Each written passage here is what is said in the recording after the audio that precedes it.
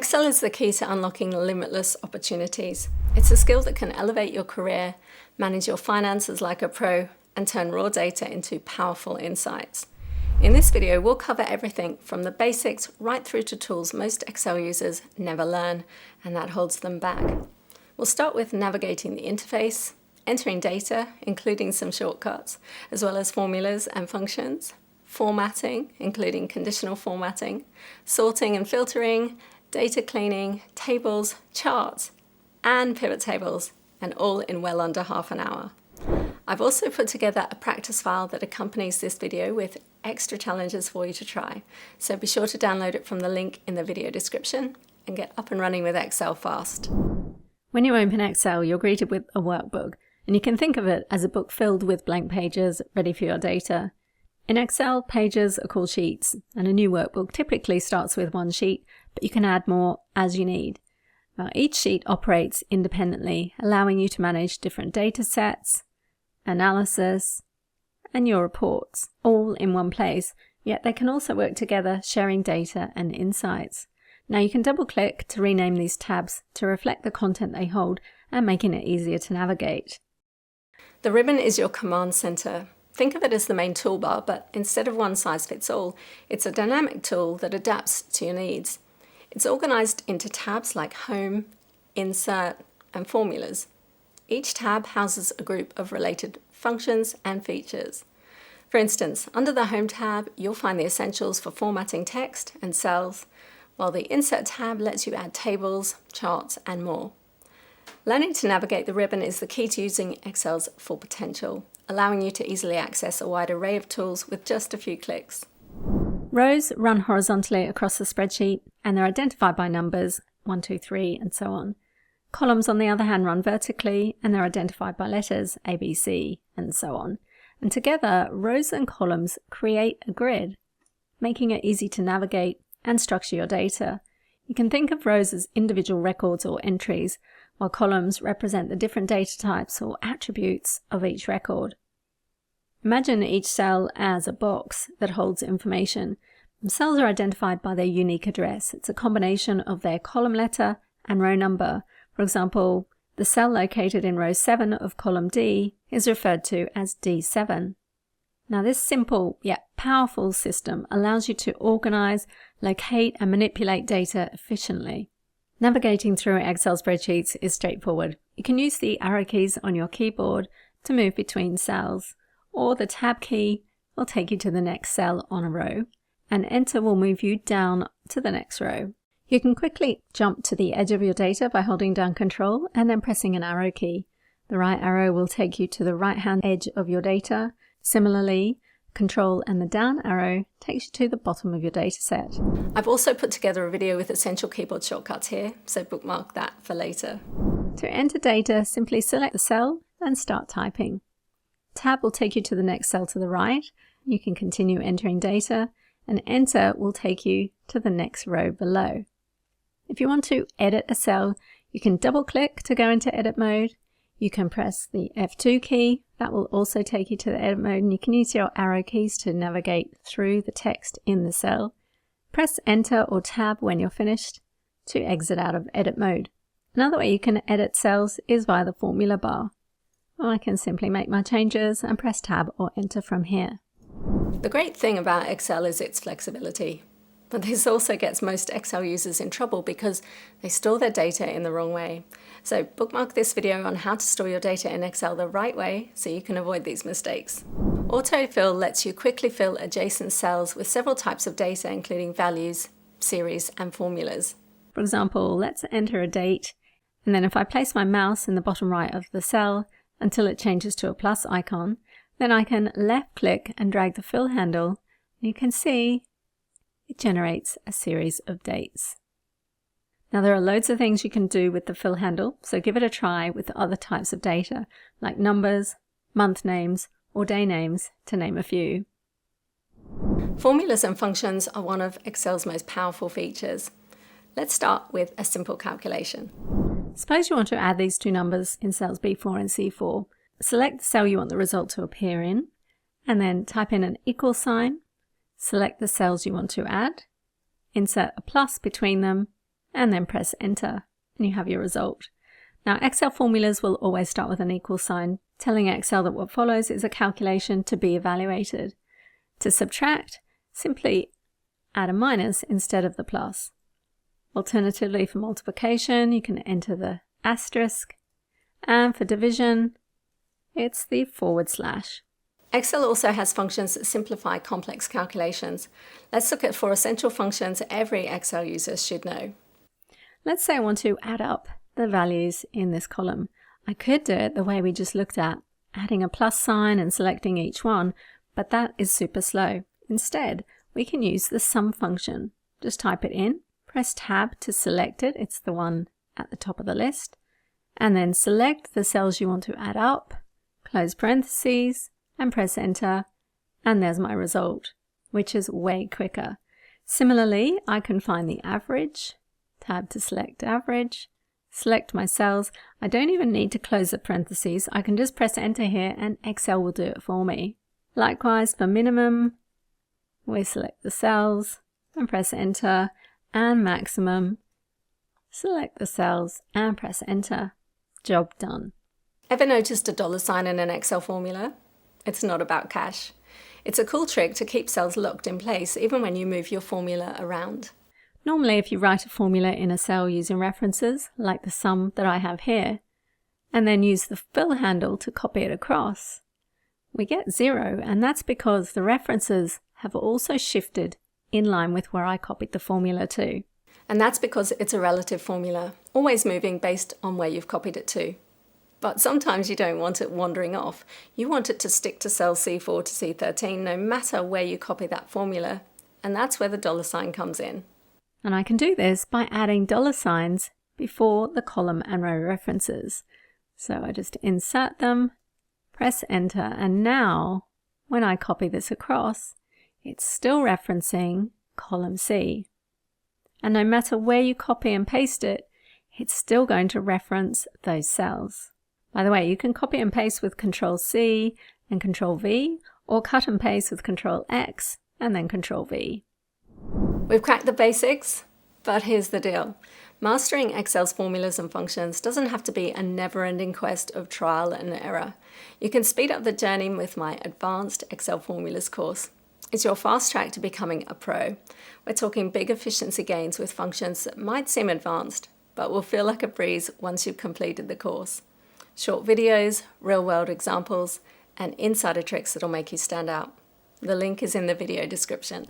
Borders help you define areas of your spreadsheet, making it easier to distinguish between different data sets or sections. To add or change borders, select the cells you want to apply them to, and then on the Home tab of the ribbon, click on the drop down here and you can choose from a large range of default options, or you can go into More Borders at the bottom. I just want to apply an underline on the bottom border for my headers. Fonts can impact how your data is perceived. To change the font type, size, or color, highlight the cells you want, and then on the Home tab, let's apply a fill color, and we'll do it in this dark blue. Let's change the font color to white so it's more easily readable, and let's make it bold. We can also increase the size or decrease it, and there's various other options like italics and underlines, which I'll let you explore. Just remember, consistency is key, so stick to 1 or 2 fonts for a professional look. When working with large numbers like we have here, it's helpful to format them with a comma separator. We can do that by clicking the comma icon here, and then it automatically inserts decimal places. We can remove them using the icon here, or add them back using this one. I prefer to remove them where I don't absolutely need to see them. And if you have percentages like I have here, you can click the percentage icon here to apply the format. Conditional formatting is one of Excel's most powerful tools, allowing you to automatically apply formatting based on a cell value. For example, let's help our readers interpret this data at a glance with data bars to illustrate the size of the numbers. Start by selecting the cells you want to format, and then on the Home tab of the ribbon, under Conditional Formatting, Data Bars, I'm going to go with this yellow one in the solid fill, and that just allows me to also see the numbers through the bars. Conditional formatting can turn a dense table of numbers into a clear visual story, revealing patterns and insights that might not be immediately obvious. don't forget to download the practice file from the video description and try it yourself.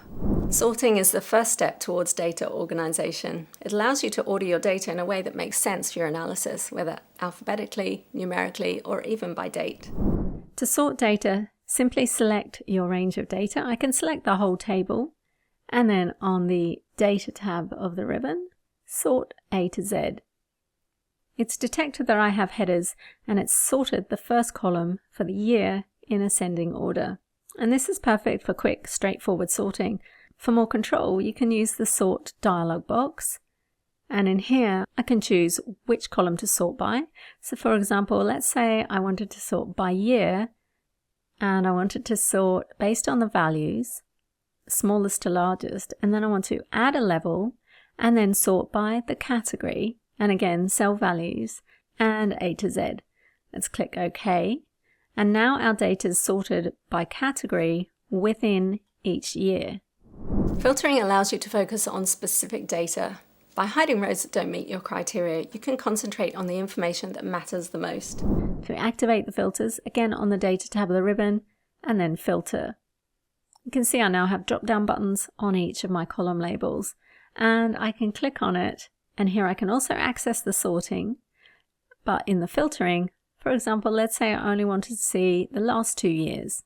Click OK, and now my data is filtered, and we have the row labels in blue to indicate that there are some rows that are hidden. Now you'll notice you'll have different options depending on whether you have a numeric column filter or a text column filter, so take some time to explore them.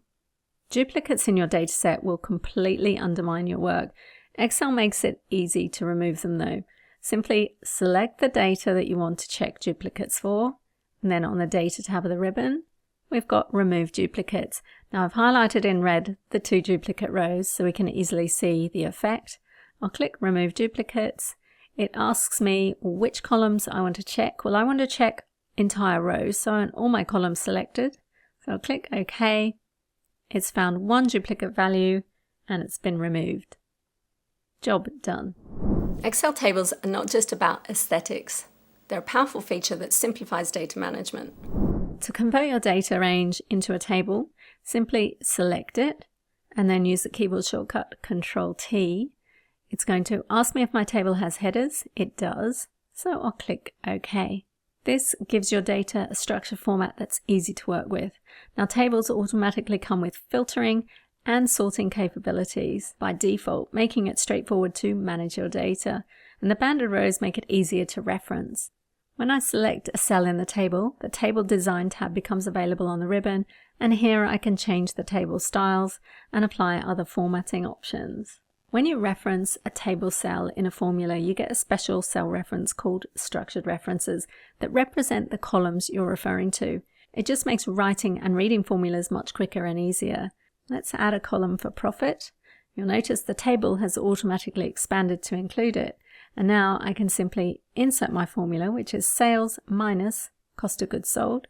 Here we can see the structured references in the square brackets, and when I press enter, the formula is automatically applied to every row of the table, saving me loads of time. The structured references will be different depending on which part of the table you reference. For example, I'm referencing the profit column here, and you'll notice it's prefixed with the table name and then the column name. I'll press enter and there's my result. Now if you want to add a row to the table, go to the last cell and press tab. Now I can type in my data. We'll put bikes in. This one will be road bikes. And it's 3,500 and 2,000 cost of goods sold. And notice my formula has automatically included that new data. And the formula that I entered earlier for the profit has also been copied down, saving me a load of time.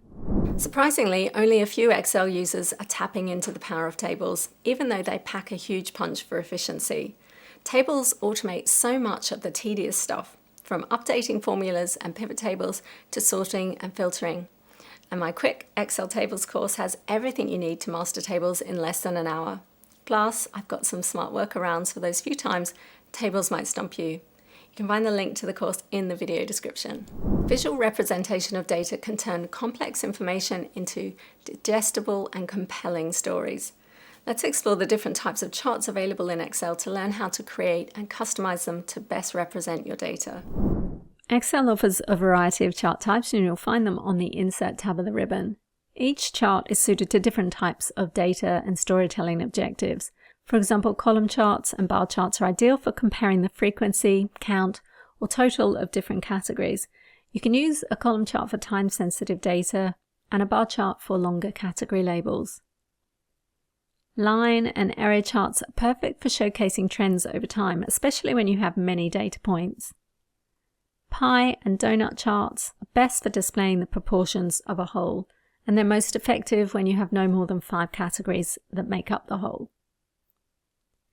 Scatter charts are excellent for showing the relationship between 2 variables and identifying patterns or trends in the data. As histograms are useful for showing the distribution or frequency of data within different bands. Now, to insert a chart, you can select your data, including the headers, and then click on the drop-down for the chart type you want, and select it. You'll notice the chart is an object that floats above the worksheet. Now, to make your chart truly impactful, we can customize it. A word of warning though, avoid these chart styles. Unfortunately, these styles will distract your audience and make you look like a chart amateur. Instead, you can add or modify chart elements like titles, axes, data labels, and more via the plus icon beside the chart. For example, I could add data labels to this, and that means I don't also need my primary vertical axis.